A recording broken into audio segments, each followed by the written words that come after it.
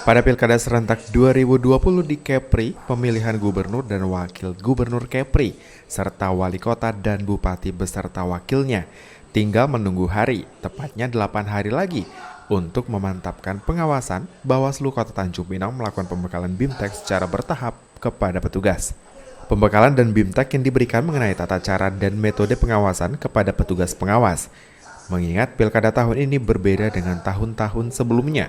Disebabkan di tengah masa pandemi, petugas juga dituntut untuk memastikan prokes berjalan sebagaimana mestinya untuk mencegah penyebaran COVID-19. Menurutnya, salah satu komisioner Bawaslu Kepri, Indrawan, dengan peran aktif pengawas di tingkat kecamatan, kelurahan, hingga di TPS dapat mencegah potensi pelanggaran pemilu maupun prokes saat pesta demokrasi ini berlangsung. Hari ini merupakan salah satu ikhtiar kita. Di luar itu kita meminta kepada PTPS untuk proaktif melakukan komunikasi, koordinasi dengan KPPS. Kemudian jajaran-jajaran pada tingkatan masing-masing itu melakukan komunikasi dan koordinasi lebih intensif. Sehingga ini dapat tercipta satu komunikasi yang baik, kemudian dapat melihat apa saja harus dipersiapkan sebaik-baiknya.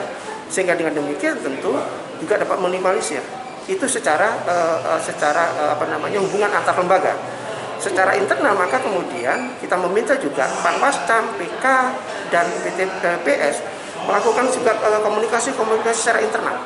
Selain itu, Ketua Bawaslu Kota Tanjung Pinang optimis melalui pelatihan petugas pengawasan ini dapat mencegah potensi kerawanan dan pelanggaran pemilu tahun ini, dari mulai dugaan politik uang maupun pelanggaran jenis lainnya. Antara fokus pengawasan bagi jajaran adalah sejak saat ini mengantisipasi pergerakan politik uang. Kemudian upaya sosialisasinya adalah mempublikasikan di media, kemudian juga mensosialisasikan ke masyarakat, kemudian mengingatkan kepada seluruh pengawas TPS memastikan tidak ada pergerakan politik uang di masing-masing TPS.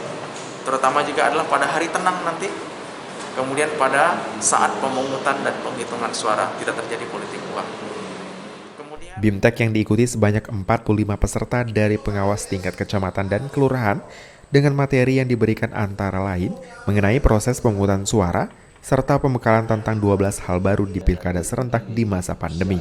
Pesta demokrasi di Kepri yang tinggal 8 hari ini dapat terwujud sebagai momentum pemilihan kepala daerah yang bersih, jujur, damai, dan sehat, serta bebas dari praktik politik uang dan kecurangan lainnya. Muhammad Nazarullah, GoTV News melaporkan.